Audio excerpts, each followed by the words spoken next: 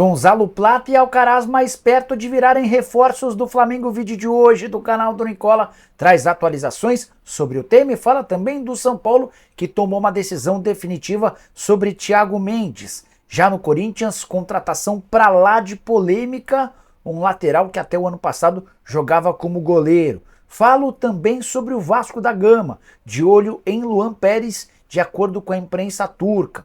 Falo para completar sobre as duas vagas que restam para o Super Mundial de Clubes, sobre as negociações da LFU com Record e Cazé TV, tem o salário de Luiz Henrique, jogador do Botafogo, um dos principais atletas da temporada, ganha salário relativamente baixo, além das últimas do mercado, bastidores, finanças e muito mais.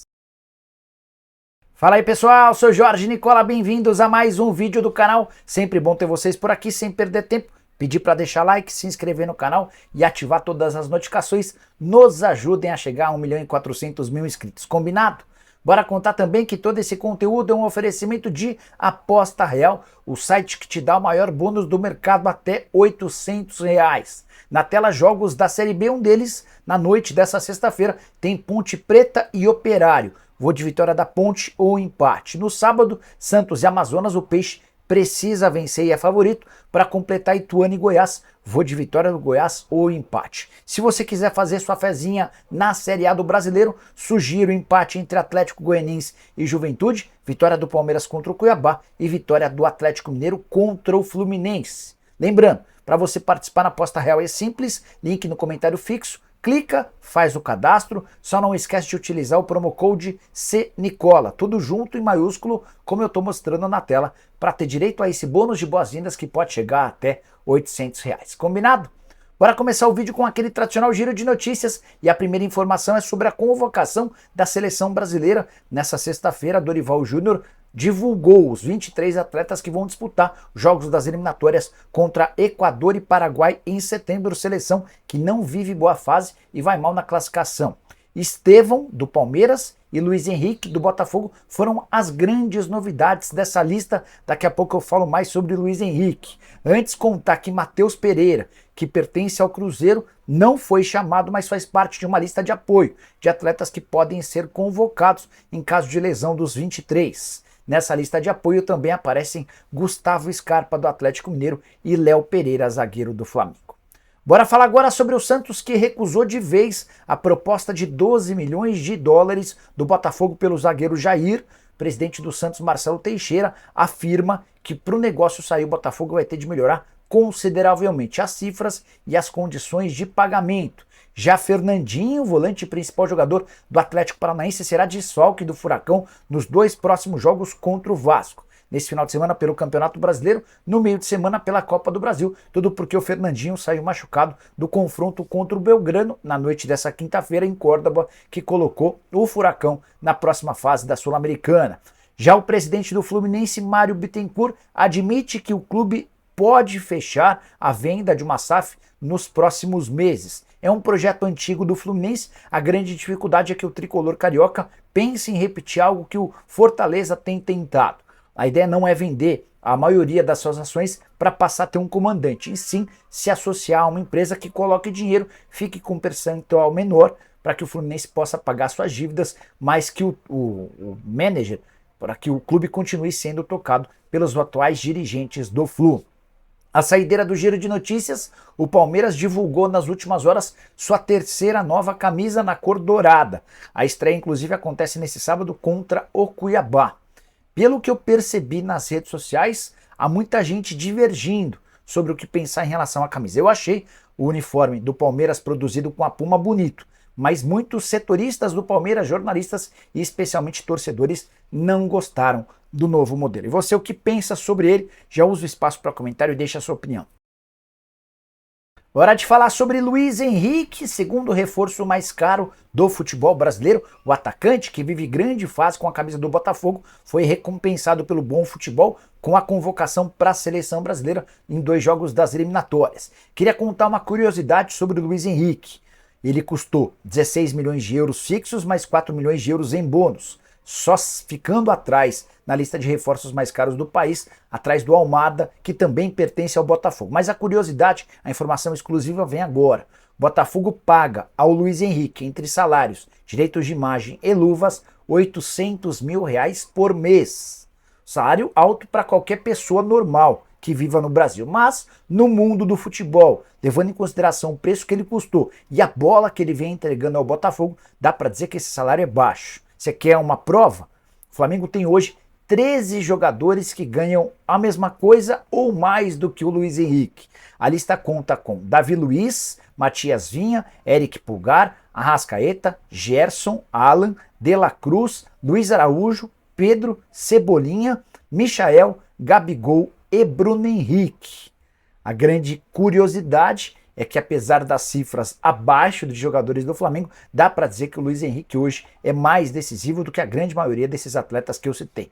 Na temporada atual, com a camisa do Botafogo, são 36 jogos, 7 gols e 4 assistências, números bem melhores do que toda a sua primeira temporada no Betis, onde jogou na temporada 2022-2023, na oportunidade 43 jogos com 3 gols e 7 assistências.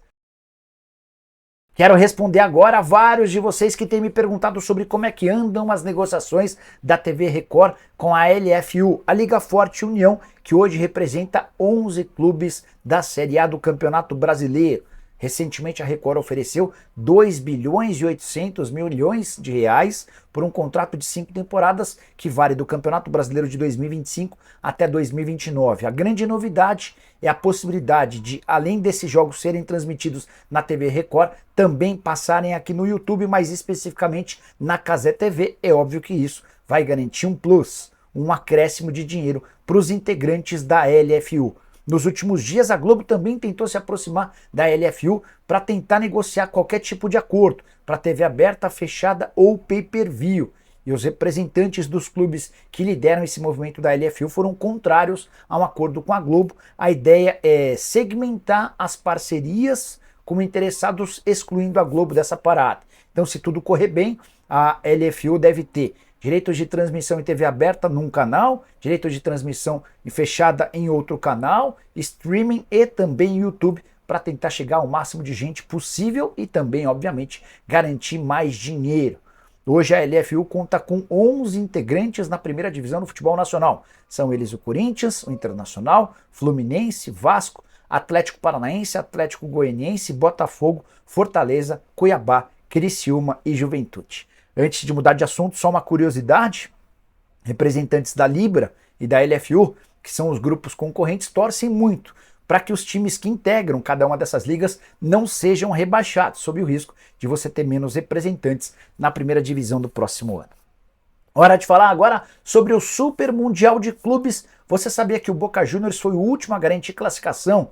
Com a vitória do São Paulo contra o Nacional nessa quinta-feira, o Nacional já não tem mais chance de, via ranking da Conmebol, adquirir vaga no Super Mundial. Dessa maneira, restam apenas 2 vagas: a do campeão da Libertadores desse ano e a do time norte-americano, que como país anfitrião terá direito a participar do torneio. Esse torneio está marcado para julho do ano que vem, nos Estados Unidos. Queria contar um pouquinho sobre a divisão das vagas na América do Sul. São 6 vagas. O Flamengo, o Palmeiras e o Fluminense já haviam adquirido as conquistas dessas vagas graças a títulos. Quem for campeão desse ano se junta a esses 3 e também a River Plate e Boca Juniors. Isso porque a Conmebol decidiu criar um ranking da Conmebol que vale ou que leva em consideração as campanhas nas últimas edições de Libertadores da América. River e Boca tiveram as melhores campanhas. Importante contar também que se a gente tiver um campeão repetido, no caso do Flamengo, o Fluminense ou o River Plate, essa última vaga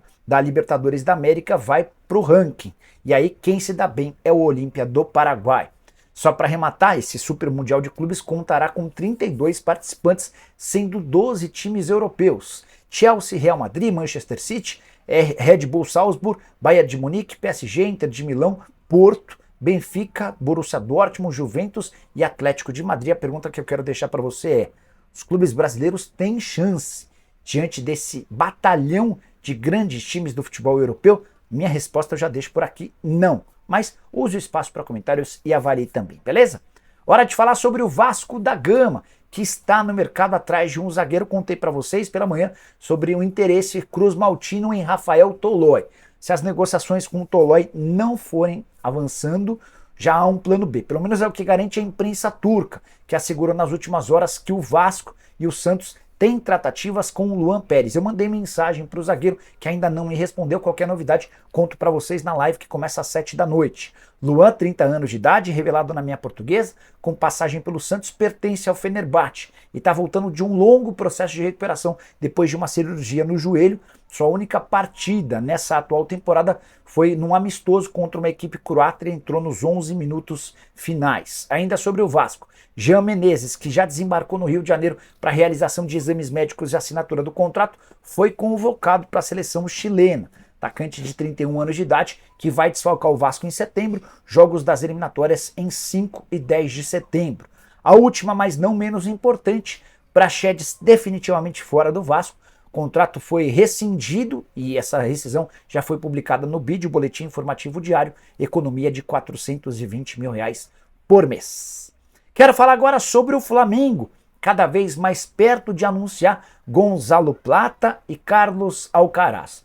Plata é um atacante equatoriano de 23 anos de idade, o Alcaraz é um meia argentino de 20 anos. Em relação ao Plata, entre Flamengo e Plata tudo certo. Falta o sim do Al Saad. A última proposta feita pelo Flamengo foi de aquisição de 30% dos direitos econômicos por 3,5 milhões de euros. Há uma série de metas que não são difíceis de serem compradas, que obrigariam o rubro-negro a adquirir os outros 70%, numa negociação que se aproximaria dos 12 milhões de euros que o Al Saad pedia. O time qatari tem uma relação difícil com o Plata, reluta em aceitar essa oferta, mas a tendência é que o martelo seja batido em breve. Já sobre Carlos Alcaraz, tratativas finais entre Flamengo e Southampton, o Flamengo vai desembolsar 18 milhões de euros, além de ceder por empréstimo de uma temporada o Vitor Hugo. Só para completar sobre o Fla, nessa sexta-feira, Michael foi apresentado demonstrando enorme bom humor, contando causos com Jorge Jesus. Ele até chegou a brincar dizendo que o Bono, goleiro marroquino do Al Hilal, cogita daqui a um ano vir jogar no Brasil, mas especificamente no Flamengo. A notícia triste sobre o Fla: o Tite passou mal por conta da altitude lá em La Paz e teve constatado uma arritmia. Na chegada ao Rio de Janeiro, foi levado a um hospital e descobriram uma fibrilação atrial. Não houve necessidade de intervenção cirúrgica para correção desse problema no coração. Com medicamentos, a coisa já foi restabelecida e ele deve ter alta nos próximos dias. Para falar agora sobre o São Paulo, que tomou uma decisão importante a respeito da contratação de Thiago Mendes. Uma das novelas mais antigas que envolviam o tricolor chegou ao fim. O São Paulo desistiu de esperar por uma resposta do Al Rayyan, time do Catar que detém os direitos econômicos do atleta. Antes de gravar o vídeo, um dirigente do São Paulo me confirmou que foram duas propostas feitas pelo São Paulo. A melhor delas com algo na casa dos 2 milhões de euros. Mas o Al Rayyan insistia nos 6 milhões de euros, quase 36 milhões de reais. Não há nenhuma lógica, de acordo com o São Paulo, no investimento desse tamanho por um atleta de 32 anos de idade que em 10 meses fica livre do contrato. O que o São Paulo faz? Espera até janeiro para assinar um pré-contrato e contar com o Thiago Mendes de graça a partir de julho do ano que vem. Antes de se reapresentar ao Al Rayyan, algumas semanas atrás, o atleta chegou a visitar o CT do São Paulo, conversou longamente com o Zubeldia e estava super interessado em fechar com o São Paulo. Não será por agora. Antes de mudar de assunto, só contar alguns bastidores do São Paulo na Libertadores. 39 milhões e 600 mil reais arrecadados apenas com prêmios pagos pela Conmebol ao longo da participação na Libertadores desse ano. Já o confronto contra o Nacional ficou marcado pela quebra de 65 assentos. Torcedores do time uruguaio quebraram esses assentos e começaram a atirar lá embaixo. Essa conta será repassada ao Nacional. Bora fechar o vídeo para contar uma história escabrosa que envolve o Corinthians. O Timão acaba de fechar a contratação de um lateral esquerdo de 17 anos chamado Reginaldo. Contrato de 3 temporadas, ele chega para jogar no Sub-18. Até aí, tudo bem. Atleta que vem do 15 de Jaú, onde era reserva. Só 33 minutos em campo, 2 partidas na atual temporada. Beleza, ainda dá para relevar. Mas, porém, contudo e todavia, o pessoal do GE descobriu que esse atleta, o Reginaldo, novo lateral esquerdo do Sub-18 do Corinthians, era até o ano passado goleiro. Pois é, né? Esquisita a história. O Corinthians informou que o contratou depois de um período de testes. Nesses testes, o Reginaldo tirou nota 5 para a parte técnica e tática e nota 6 para os quesitos físico e comportamental. O GE chegou a conversar com o Claudinei Alves, que é o gerente das categorias de base do Corinthians, e ele afirmou que nem sabia que em algum momento da carreira o Reginaldo chegou a ser goleiro.